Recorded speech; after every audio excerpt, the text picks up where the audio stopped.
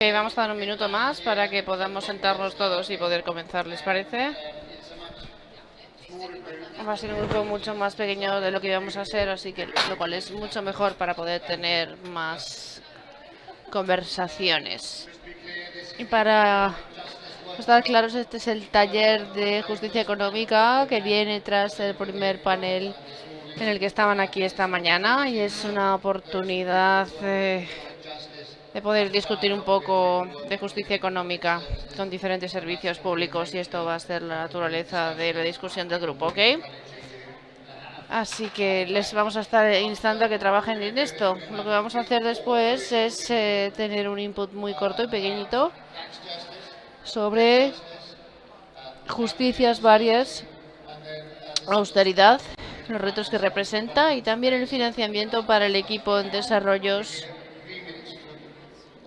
En 3 minutos más vamos a comenzar a unirnos en grupos, a repartirnos. Estos grupos van a estar explorando y tener un pequeño diálogo en diferentes servicios públicos y justicia económica para poder identificar qué es lo que podemos hacer mejor o para ver cómo avanzar de manera efectiva conjunta.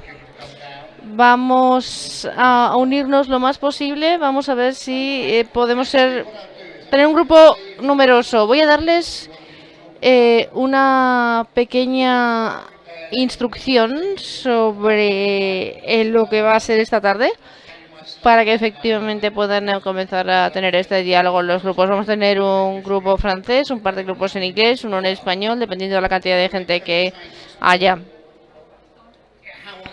Vamos a intentar explorar cuántas veces reciben preguntas, reciben inquietudes por parte de sus ministerios y cuántas veces les han pedido que busquen maneras en cómo utilizar el dinero para explorar un poco los retos en el área financiera sobre los diferentes grupos de servicio y explorar también cómo la justicia económica habla de reformas en la deuda, en la justicia y en el reto de la austeridad y también el impacto que representan los servicios financieros. También estaremos escuchando por su parte cuáles son parte de las experiencias que ustedes tienen que ya funcionan por el servicio público, es decir, cuál es su experiencia con esa agenda de justicia económica y qué es lo que podemos hacer de manera conjunta.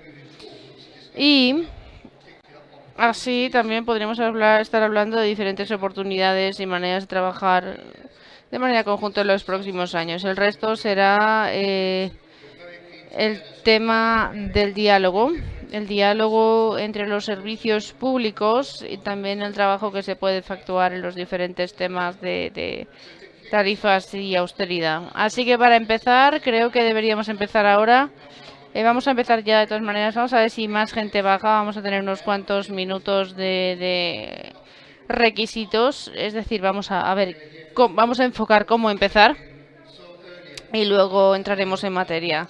Vamos a repetir un poco lo que hablamos antes en la sesión de apertura. 3 minutos para ver en detalle cuáles son los retos, las oportunidades y cuáles son las ideas que podemos desarrollar. Les voy a dar unos cuantos minutos y luego pasaré el micrófono para el resto. Gracias, David. Buenas tardes a todos. Muchísimas gracias. Creo que se trata de ver y analizar, ya que esto es uno de los momentos raros en que las cosas a veces suceden como el resultado de muchos trabajos conjuntos durante los años. Estamos todos aquí en un momento súper crítico para el cual todos llevamos trabajando tanto tiempo y se lo recuerdo por si no se acuerdan. Hemos mencionado anteriormente, Laura también lo ha hecho, todos también sabemos que la semana pasada en Naciones Unidas estuvimos trabajando sobre cómo discutir reformas presupuestarias, una reforma que es imperfecta, pero es una reforma que tenemos para poder democratizar estas discusiones. Durante muchos años hemos tenido este tipo de discusiones en un foro donde la mayoría de los países en vías de desarrollo no estaban incluidos, por decirlo de una manera sutil. Pero desde entonces cada vez han podido dirigir más las reglas presupuestarias y han tenido mayor participación. Y como bien saben, es una discusión sobre la reforma con el desarrollo de los países que realmente rechazan la plataforma en la cual ha tenido lugar esta discusión en veces anteriores y también rechazan la premisa en la cual se ha discutido este tema. Se trata también de ver cómo van a ser incluidos en las negociaciones dentro del marco de la OCDE, cómo los países en vías de desarrollo son dejados muchas veces fuera de la discusión en lugar de estar ahí en primera plana. Se trata de comprender los temas para contribuir a su visión y a las propuestas de las soluciones que se pueden encontrar con el concepto de las demandas que se pueden representar, incluyendo, por ejemplo, el tema de las tarifas mínimas, la parte de el foro, el gobierno, la administración, que nos habla siempre de que para la mayoría de los países estas tarifas presupuestarias representan el 25% de más. Una tarificación efectiva, que sería un mínimo, algo que estipula la OCDE en el sur global, haría que se perdieran tarifas presupuestarias a nivel general. Debido a todas estas razones, estamos todos ahí, estamos empezando a ver cómo podemos iniciar, debido a diferentes razones, también para creer que estas discusiones tienen que ser democratizadas y donde podemos ver, gracias a diferentes movimientos, cómo verlo con Naciones Unidas. Hay mucho más por hacer en un espacio aún más pequeño, debido a que las reglas están contenidas, están claras, pero por lo menos cada país tiene un voto sobre cómo se desarrollan las cosas. David entra más tarde, te veo por ahí, sé que estás ya presente. Gracias, David.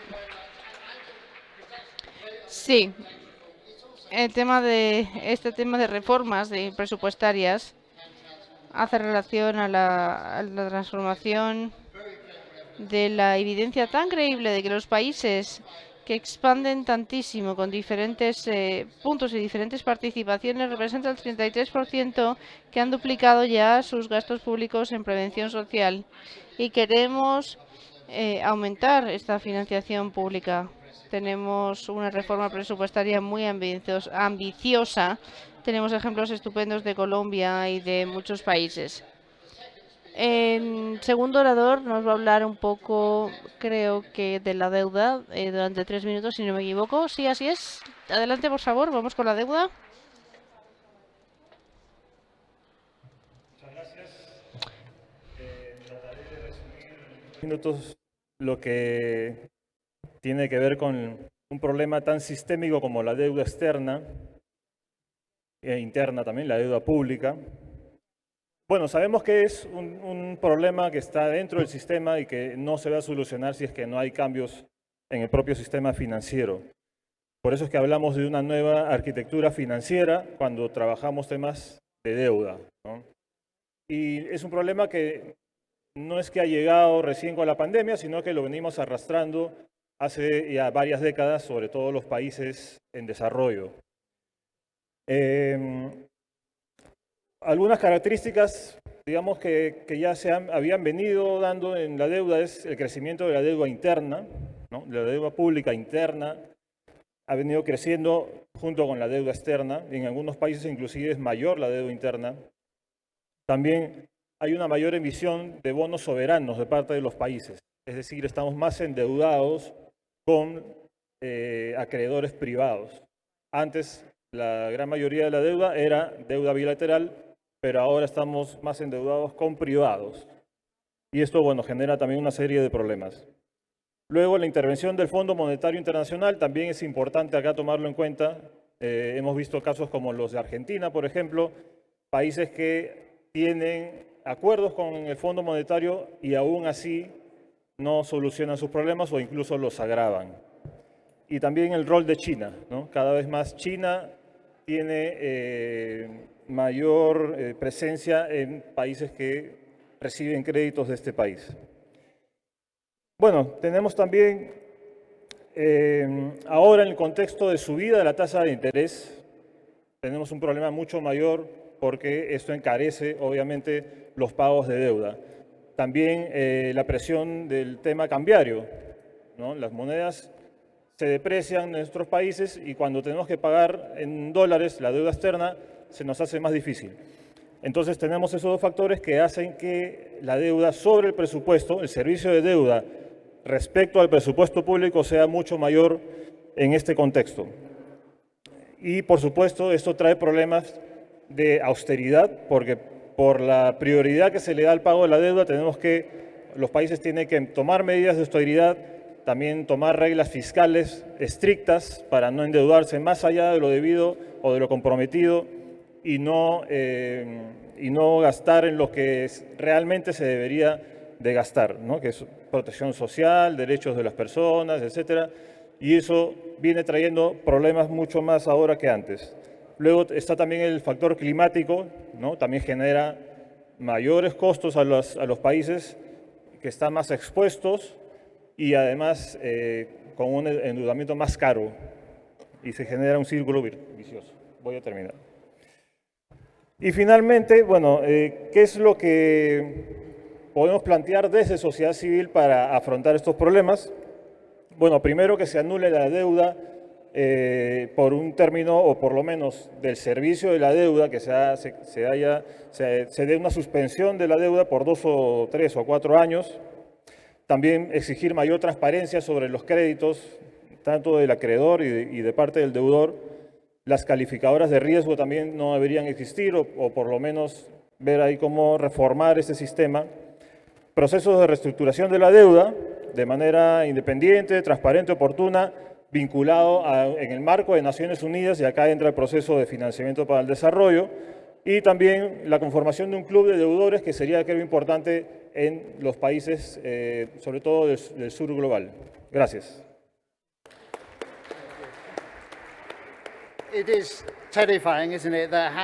Madre mía, ¿cuántos países tengan que estar pagando más servicios de deuda que pagar por la educación, la salud? Es sumamente inaceptable que esas deudas del sur global estén reforzándose las unas con las otras y que la gente tenga que pagar y que eso triplique las capacidades del servicio público de la gente. La deuda del sur global, la deuda del clima, es algo que no se puede tolerar. Estoy esperando, sinceramente, podríamos ver cómo avanzar, pero espero que, ya que ahora no podemos, algún día lo consigamos. La idea aquí es reposicionarse y siempre con la ayuda del Fondo Internacional Monetario. Ahora vamos a escuchar al respecto y tenemos 3 minutos para ello. Ok.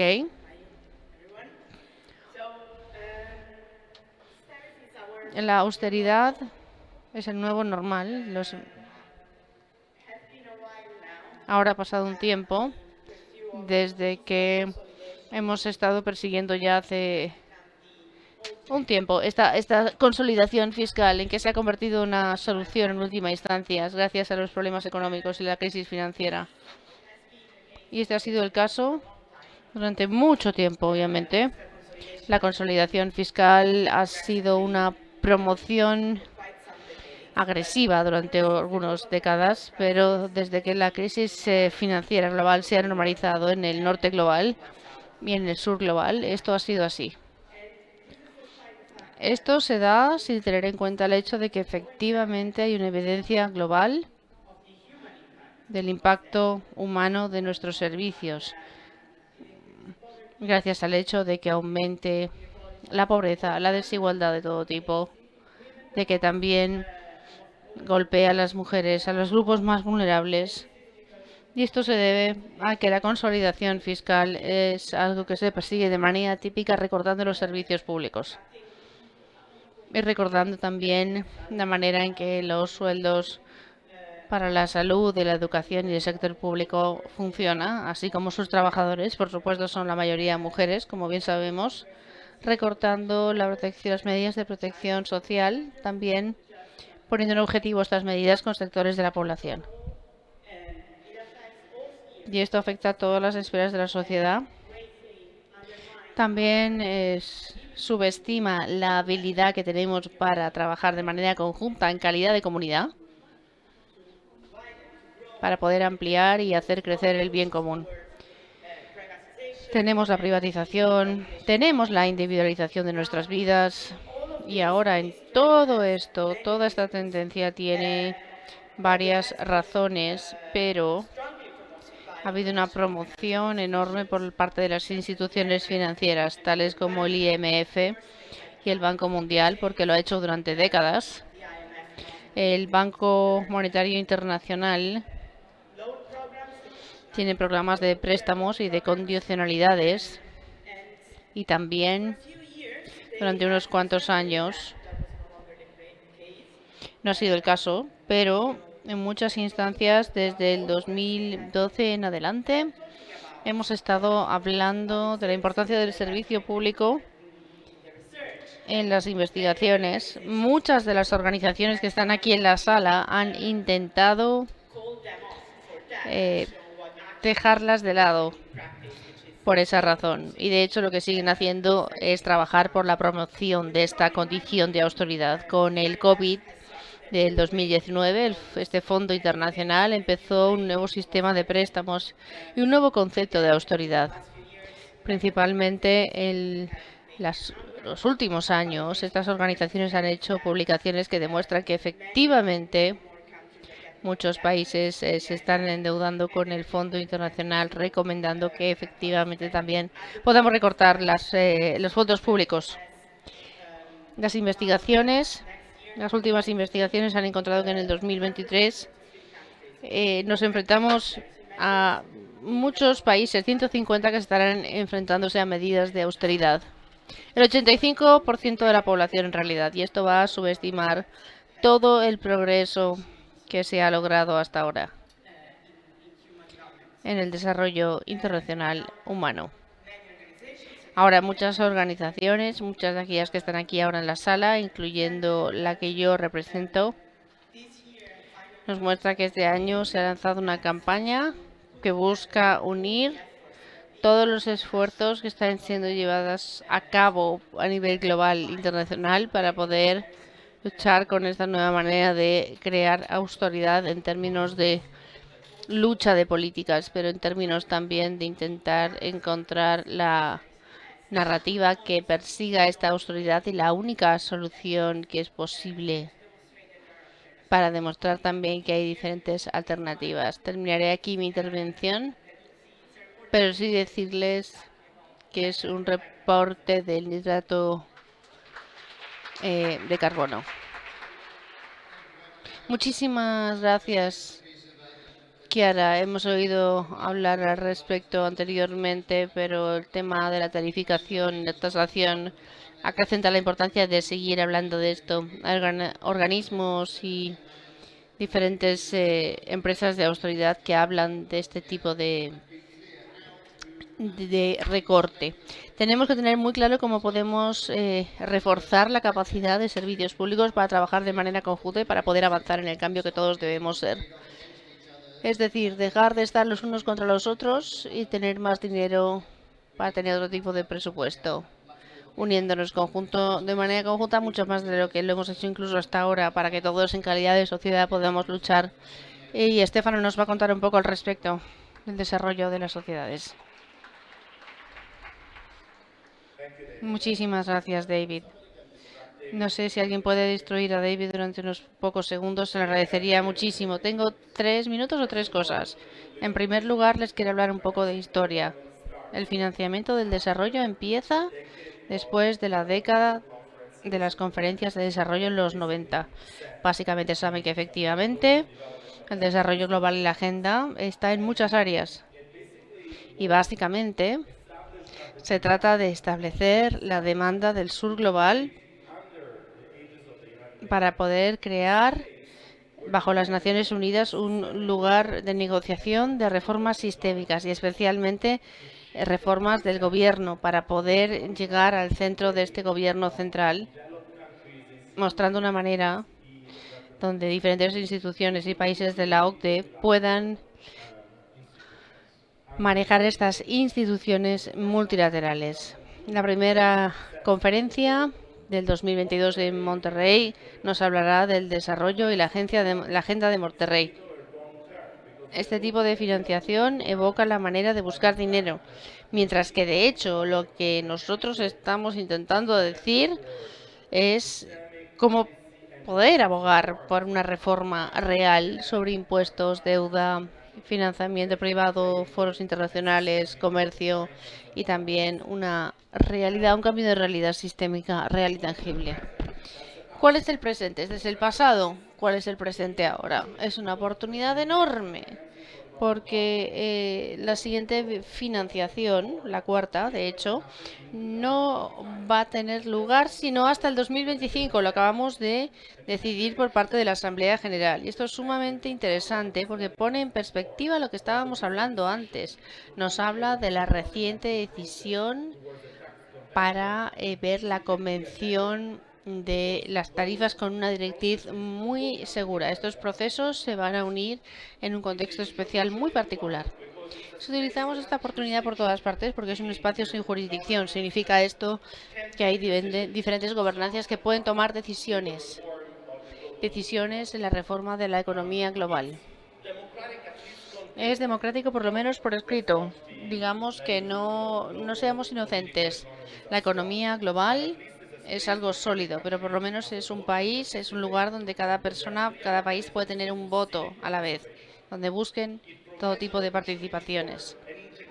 Y nos da una oportunidad para cualquier agente integrado donde podemos conectar el área financiera, entre otros, proporcionando una oportunidad para asegurarnos de que efectivamente esa reforma financiera tiene un desarrollo muy sólido, incluyéndolo en la centralidad de los estados financieros. En última instancia, esta es la razón por la cual la sociedad civil, después de que esta conferencia tenga lugar en el 2050, podremos ver un espacio para la conversión, para tarifas, para la parte financiera, para la economía, para diferentes movimientos que se unen para poder converger, coordinar, explorar la intersección existente y que podemos hablar por una parte colectiva. Somos todos parte de ese proceso y si no lo somos, nos uniremos después de haber escuchado mi presentación, estoy seguro. Gracias. Creo que la Asamblea Nacional de Naciones Unidas fue muy excitante hace un par de años, donde convirtieron muchos líderes en algo más y donde hablamos muchísimo sobre educación y también sobre la financiación presupuestaria, hablando de un sector que nunca dejó de lado los derechos de los profesores, sino que los tomó como base. Y ese es uno de los ejemplos sobre cómo linkeamos esta base con esta agenda financiera en la financiación de un servicio público, en este caso educación. Pero fundamentalmente hablando de la misma narrativa que existe para cualquier servicio público. Si realmente queremos transformar la parte financiera y si podemos competir, donde podemos ver el aumento del presupuesto también. Y esto se hace gracias a las políticas macroeconómicas que lo siguen. Creo que es el tipo de trabajo que une el movimiento de educación con presupuestos, que es un ejemplo donde cada parte del servicio público puede trabajar de manera conjunta y saber lo que hay. Vamos a dividir ahora la sala en varios grupos. Hagamos 3 o 4 círculos, creo que la mayor parte ya están creados, con no más de 10 personas por grupo, por favor. Quiero que lo hagan ahora, que se vayan a un grupo, se levanten. Tenemos uno en francés aquí, tenemos uno en español, tenemos un grupo en inglés también. Si hay más de 10 personas en cada uno de los grupos, por favor, creen un nuevo grupo, ¿ok? Vamos a tener facilitadores de la justicia económica, es algo que ha pasado durante los últimos 2 años y estos facilitadores se hablarán de un proceso y estarán explotando cuál es la existencia experimental con la justicia económica de esta agenda, qué podemos mejorar para el futuro, cómo podemos trabajar de manera más conjunta intentando unir a los servicios públicos que van más allá de las demandas colectivas.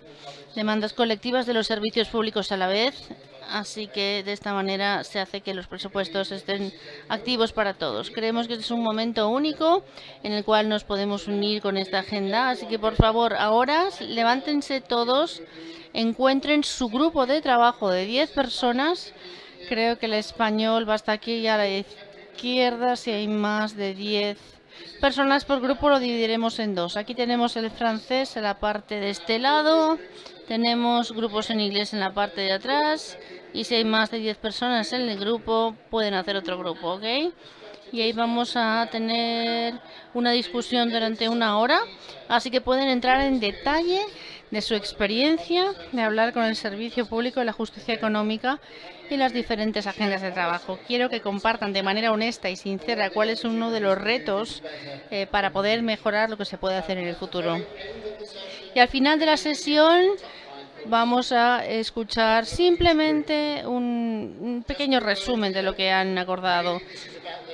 Se trata del diálogo en el grupo, nada más, y se trata de tener una discusión significativa entre ustedes y los servicios públicos. Creo que el de español es demasiado grande, va a tener que dividirse, si no me equivoco. ¿Cómo vamos por la parte del inglés? ¿Estamos ok? Me voy a callar y voy a darles a ustedes el poder de seguir adelante con el resto de la tarde. Hablaré con los facilitadores. Cada grupo tiene que tener un apuntador que puedo tomar notas. Creo que hay alguien que ya le hemos dejado de lado. Me aseguro de que él no va a estar en ninguno de los grupos tomando notas, porque es demasiado importante para nuestra planificación futura. Nos vemos en 1 hora después de esta discusión, ¿ok? Perfecto.